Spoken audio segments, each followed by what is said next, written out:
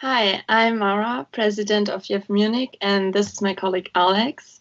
We're meeting today Julius, the treasurer from the JEF UK. First of all, how are you and how do you deal with the situation in your country? Hello, everybody. Yeah, that's me, Julius, treasurer of JEF UK, or YEM UK, as we are called in the United Kingdom, because federalism is a hated term in the country. I am personally very well. I took the last flight home to my parents' house outside Vienna because my university decided that on-campus teaching is going to end. I'm a student in Aberdeen, which is in the very north of the country, even more northern than Edinburgh, actually. And few people know it, but for Jeffers, it's quite a known town because we have quite an active Jeff section there. And right now I'm with my family, reunited, very nice. And I'm getting used to a lot of video calls and sitting on my desk from the time that I get up to the time that I go to bed. Yeah, I feel you. So right now you're not in the UK, I understood, but probably you can tell us a bit about, I guess you have contact to people in the United Kingdom and you know what's going on there. So could you tell us a bit, what impact the measures against SARS-CoV-2 and all this crisis have on the personal and social life of the people there? And probably if you want, you can add like the situation in Austria as well.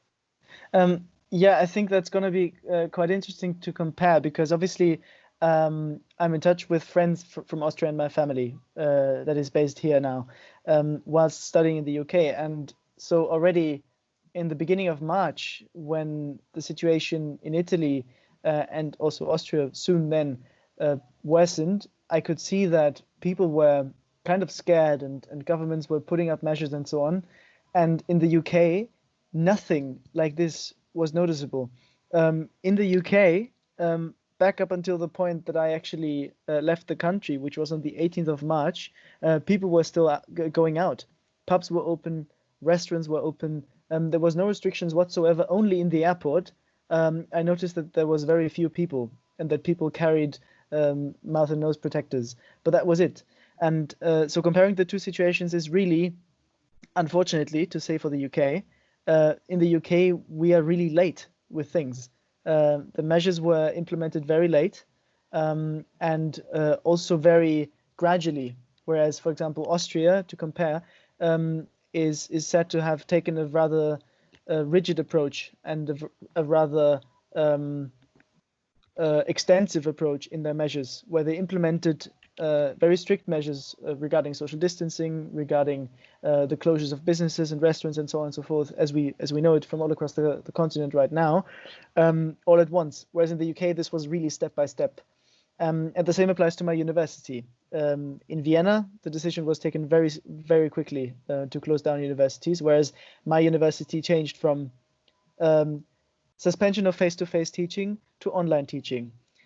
Library opening hours will remain the same. Library opening hours will be reduced for increased cleaning. From that, we moved on to libraries going to be closed, but study rooms are going to be open. And now we're at the point where the whole campus is closed and it's actually forbidden to enter the campus area in order to spread the disease. So the comparison really shows that the UK, with a very strict and enshrined belief of not restricting the individual's freedom, and I think this is actually quite crucial as a political principle in the country, was really, really slow in taking up the measures they took up now, as opposed to Austria. And what do you think? Do the people think in the United Kingdom that the measures right now are all right? Do they accept it, or is there some kind of resistance? I must say that I'm obviously in a very selected bubble in the UK. I'm with students, many of which are international students as well, which means that they also traveled home. From what I understand, what the academic bubble, as in university teachers and university students, think about the measures is that they are necessary indeed. However, this only came about once the government actually really spilled that over the country, this message of stay home, save lives, stay home, protect the NHS, all these hashtags that were spread over Twitter and Facebook in the UK. Once this became sort of common knowledge and the common principle, my colleagues at university started to accept it. Before, when an Italian friend of mine and I were saying, well, I don't think we should go out tonight. This was just a few days before we both had to leave the country because of border closures. Yes, Europe. We both said, okay, let's not go out tonight because it's just not helping the prevention of the spread of the disease. And UK people said, well, but we are young and it hasn't really reached the UK yet and so on. And see that a few days later only, the measures were implemented. So even though I would say the people that I know accept the measures now, it also took them quite a while to reach that stage. And regarding many other people, right now, measures seem to work out. But again, it took time, and it took also the police force to really enforce the social distancing. Whereas back in the days when it was just a recommendation from the Prime Minister, for example, to suspend events with more than 500 people, then to suspend events with more than 100 people, and so on and so forth, things didn't really work out. Right now, where the police is actually enforcing it, it works out. But I remember distinctively a picture that was sent into one of those group chats we had, which was when the pub closed, which is like the main student pub. People just gathered outside the pub and drank the beers in the street, which is exactly not what you're supposed to do, because the point is that you want to reduce the social contacts. But as I said, the understanding even amongst students wasn't there, and even much more so amongst the general population. I'm afraid to say. All right, let's thanks for this interesting picture of the UK and Austria. Let's go to the question of like, what do you think about the state of Europe, and especially in relation to the United Kingdom? So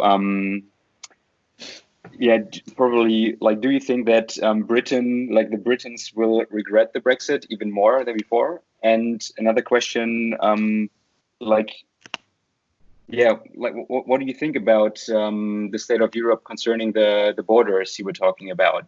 Like, are we going to get back and have an open Europe again?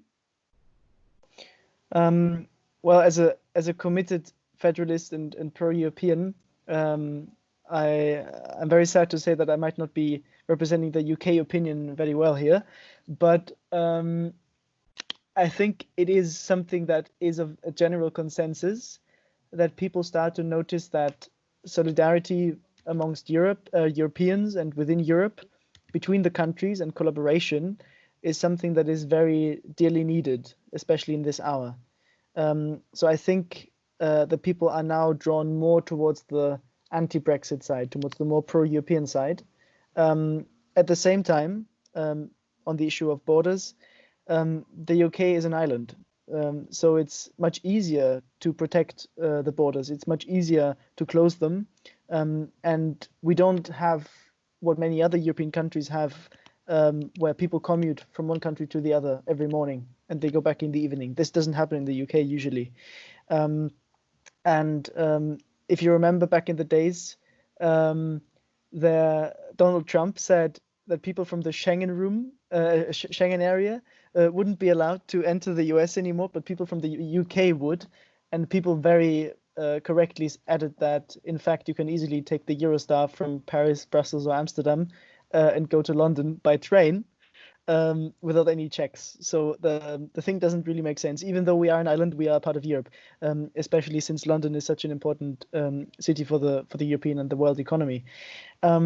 So with regards to us as the UK in the European family, I think that definitely at the moment people feel more alone, and people feel like, is it good to distance ourselves? I do, however, also fear that because the UK will eventually overcome the crisis, and the UK is putting up measures that are very important. The UK is increasing the funding for the NHS, the National Health Service. The UK is increasing the number of testings. The UK is getting in loads and loads of supplies. And the UK will eventually get there. I fear that people might also take this as the counterexample and might take this as proof that things actually work out despite Brexit. So whereas at the moment people are maybe a bit anxious, I feel like this might have a backlash towards the side of saying, well, see, Europe didn't support us in the crisis and we managed on our own, so why do we need Europe? Which obviously is not necessarily what we as federalists would want to see happen. All right. Thank you very much. And to end this, I want to hear something positive from you. Do you think that there is a chance that something good will derive out of this, messed up situation? It's difficult to say. Having said what I said before, so that there might be this backlash and this little England, we can take care of ourselves kind of thing. I also think that certain parts of society might think the opposite way. And that means that certain organizations which after the Brexit referendum and after the whole People's Vote campaign thing, which sort of failed, and after the general election in 2019,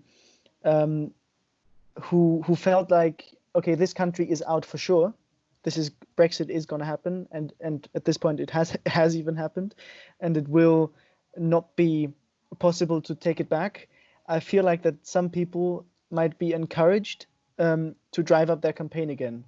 And for us as young Europeans, if I may relate that to my organization, I think this is going to be a key thing, because I think that this crisis, this global crisis, really showed to us that if the UK had been in the EU, things would have gone much, much smoother.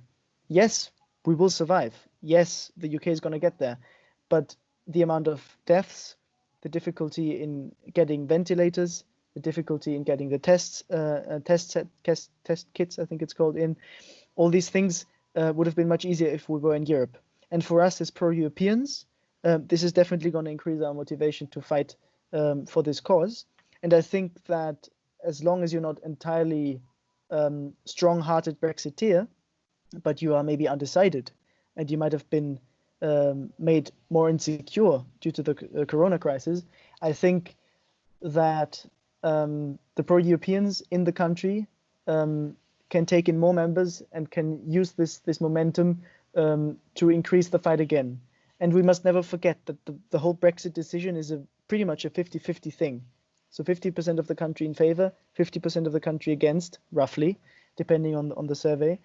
So I think even though Brexit is over now and we as the MUK, we accept this, we will not be the only one in fighting very strongly for the closest possible collaboration between the continent and our country, which might, in the end, not in the near future, but in the end, this might even lead to a re-exit. But this is not in our scope at the moment. And we as the MUK, we also say we accept the fact that in several elections it has been shown that Europe is not what the UK wants at the moment. But first of all, never lose hope. And secondly, as I said, small steps of cooperation can also prove once again the case that collaboration is better and more beneficial for the simple individual, for every single human being in the country, than fighting the fight alone, be that corona or anything else. You found really, really great words to express this. Is like, yeah, I'm totally your opinion. It's great. Thanks a lot. Thank you very much. It was great talking to you. Yeah. So welcome, and thanks for having us. Thank you. Yeah, you're welcome. More than welcome. So yeah, take care. All the best to Austria in this case, and that you can travel back to the UK soon and safe. Yeah. And yeah, take care. Bye. Thanks a lot. Bye. Bye-bye.